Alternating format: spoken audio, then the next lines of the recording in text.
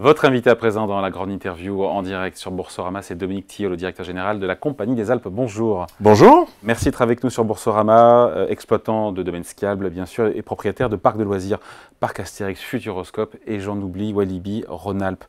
C'est un homme heureux, qui doit être un petit peu heureux, vous avez publié vos résultats. Alors heureux, il y a un petit bémol, mais quand même commençons par ce qui a bien fonctionné sur votre exercice 2023, clos à fin septembre.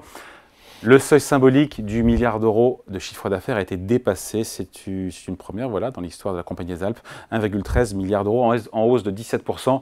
Ça vous fait plaisir, ce mot plaisir? Oui, je pense que c'est le fruit du travail de l'ensemble des collaborateurs. Donc ça, c'est, comme vous l'avez dit, c'est une dimension symbolique et ça nous engage pour l'avenir. Ouais. Avec encore une fois des parcs d'attractions qui ont réalisé une excellente année.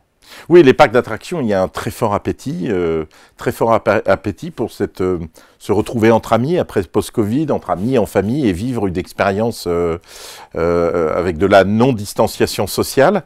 Et puis de l'investissement, l'engagement des collaborateurs, je l'ai dit, mais aussi des investissements avec des nouveautés tout à dans chacun de nos parcs. On va bientôt inaugurer un immense parc aquatique à Walibi, Belgique. Une très grosse attraction aussi à Bellewaerde, un parc que nous avons en Belgique également, pas très loin de Lille. Donc oui, de l'investissement, un bon alliage et une bonne conjoncture avec un appétit qui est là. Voilà, donc plus de visiteurs, plus des paniers moyens plus élevés de dépenses sur place. C'est lié aussi, c'est important, c'est lié à l'innovation aussi, aux nouvelles attractions. C'est tout ça qui fait... c'est clair, l'expérience se renouvelle, on retrouve un peu ce qu'on connaît, ce qui est toujours rassurant, et puis à la fois des nouveautés uniques au monde. Je parlais de Bellewaerde, ça sera unique au monde, la nouvelle attraction. Je parlais aussi... de Toutatis avec des innovations qu'on ne retrouve que là, comme l'année dernière sur le Futuroscope avec Chasseur de Tornades qui avait été élu meilleure attraction au monde. Et d'ailleurs, les parcs d'attractions, Dominique Tillot, aujourd'hui, c'est l'activité qui pèse le plus dans le groupe, 526 millions d'euros pour la deuxième année d'affilée. Ça a vocation à durer, ça ? Oui, je pense que ça a vocation à durer et pour l'instant, la visibilité qu'on peut avoir et on maintient nos investissements et donc... oui, ça a vocation à durer, et puis, mais comme dans le métier, certes, le taux de croissance est moins élevé, mais dans les domaines skiables, qui est notre métier historique, et le deuxième métier en chiffre d'affaires, il y a encore de la croissance, on arrive à innover. 17% tous les ans, c'est pas possible.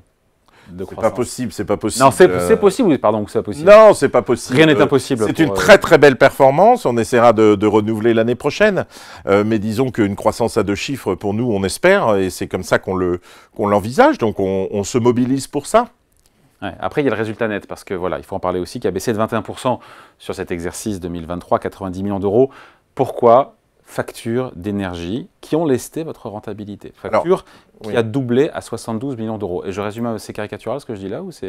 Non, c'est-à-dire qu'il a baissé, sauf que l'année dernière, on avait des éléments exceptionnels, des remboursements de primes d'assurance.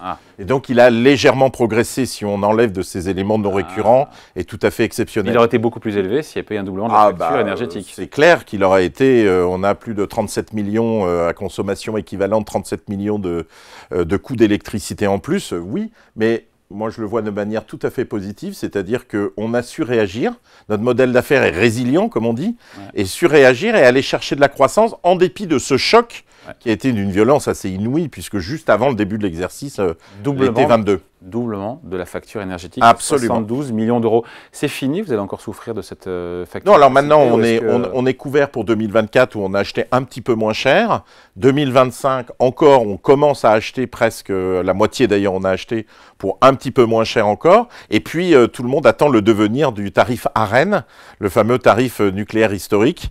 Donc, on attend qu'une fumée blanche sorte avec un dispositif qui soit compréhensible et qui nous permette d'être rassurés sur les investissements qu'on envisage pour l'avenir, puisque, vous l'avez dit, le coût de l'électricité est une donnée importante pour nous.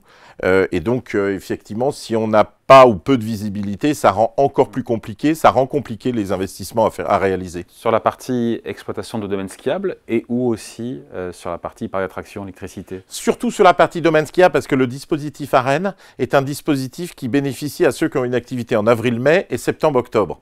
C'est pas de chance pour les domaines skiables, dont l'activité principale est en dehors de ces périodes sur l'hiver. En revanche, les parcs bénéficient d'un accès à l'arène assez important, mais le ski, quasiment pas. Donc c'est pour ça que cette augmentation de 37 millions que vous avez évoquée a principalement touché les domaines skiables cette année. Alors ce qu'on fait, c'est qu'on ne reste pas, évidemment on secoue, on a une politique de couverture, mais aussi on va investir sur l'autoproduction en vue d'autoconsommation pour essayer à horizon 3-4 ans d'être pas autosuffisant, on ne le sera jamais, mais d'être 40% autosuffisant en termes de production d'électricité. Donc acheter moins d'électricité, même si notre consommation progresse, avec les nouveaux investissements, les nouvelles attractions ou les nouvelles remontées, les nouveaux appareils qu'on met en service. Une fois qu'on a dit tout ça, ça veut dire que la rentabilité va rebondir sur le prochain, enfin l'exercice qui est déjà en cours d'ailleurs. Ben, c'est tout à fait mon travail et c'est tout à fait l'ambition qui est la nôtre. Et je crois que, bah, évidemment, aujourd'hui, on a un EBO hors élément exceptionnel. Alors, EBO, c'est l'excédent brut d'exploitation, EBE, on va dire. Le résultat opérationnel. Voilà, le résultat opérationnel qui a progressé cette année significativement quand on corrige de ces éléments exceptionnels.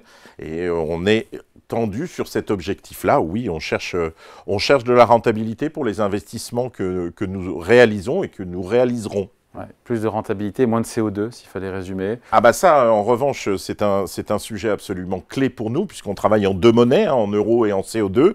Pour la première fois, on a sorti, par la preuve, les réductions qu'on opère. L'objectif, c'est net zéro carbone en 2030. On le sera sur chacun de nos sites. La feuille de route est prête. On a déjà fait 39% de moins que l'année de référence, qui est 2019. Et ça va se poursuivre. Comment vous faites concrètement? Eh bien concrètement, je vais vous donner un exemple très concret sur les dameuses dans mes domaines skiables. Nous n'utilisons plus d'énergie fossile. Ah. Depuis l'année dernière, complètement. Nous utilisons des huiles alimentaires usagées.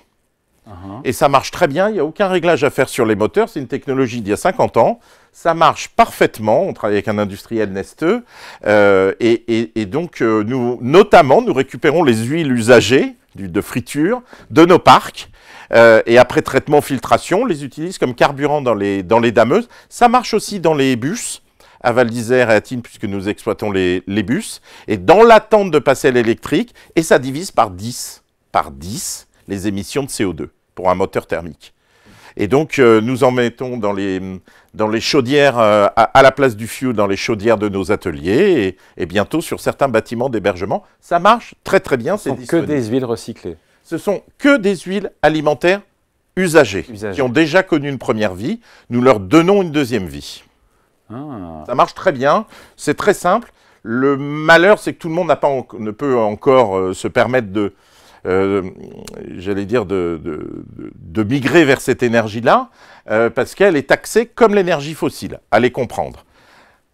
Voilà. Il faut se plaindre, faut faire entendre on ne se plaint pas, on travaille, on réduit notre CO2, on paye les taxes qu'on doit payer, mais en tant que citoyen, on peut se poser quand un produit émet 10 fois moins de CO2, voilà, est-ce que c'est nécessaire de le taxer comme le produit d'énergie fossile ? Sujet d'actualité au moment de la COP28. Évidemment. La saison d'hiver, Dominique Tillot, a commencé. Comment ça se présente en termes Ça se présente au niveau enneigement de manière très bien, de manière très bonne, puisque aujourd'hui, l'enneigement, on regardait les statistiques, depuis 40 ans, il n'y a jamais eu autant de neige. Il y a de la pluie aussi. Hein. Oui, il y a de la pluie, bien sûr, mais en tout cas, il n'y a jamais eu autant de précipitations. Les sites sont parfaitement enneigés. D'ailleurs, on fabrique quasiment pas de neige de culture. Donc, très, très bon enneigement. C'est pas parce qu'on a une bonne année que ça veut dire qu'il n'y a pas de réchauffement climatique. Il ne faut jamais confondre météo et climat. La tendance reste sur le réchauffement climatique. C'est un sujet scientifique auquel nous nous attaquons pour notre part. Mais cette année, en tout cas, la saison, les réservations sont très bonnes et l'enneigement est exceptionnel depuis 40 ans. Donc vous êtes confiant pour cette saison ?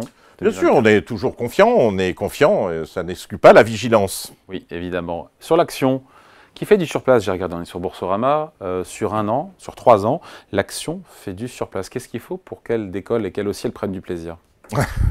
Eh bien, écoutez, déjà, l'année dernière, on a distribué on est revenu à une politique un peu plus offensive, on va le dire, en termes de distribution de dividendes. Ça, c'est vrai, 6,5% de rendement sur le L'année dernière, 7% cette année, ouais. sous réserve de l'approbation par l'Assemblée générale des actionnaires, bien sûr, mais en tout cas, le dividende qui est proposé est en croissance de 10%, ce qui correspond à un rendement de 7% par rapport au cours de clôture. Bon, on est parmi les sociétés qui distribuent des dividendes. À la fois, il faut y voir une contribution, bien sûr, un juste retour pour nos actionnaires, et c'est bien légitime, et à la fois une marque de confiance dans l'avenir. Et pour que le cours décolle, encore une fois, j'y reviens, qu'est-ce qu'il faut pour que... Écoutez, je ne vais pas vous dire que je ne sais pas, on fait le maximum de dividendes. Que la croissance soit toujours... La croissance sera là, mais de toute façon, rendement et surtout croissance du rendement.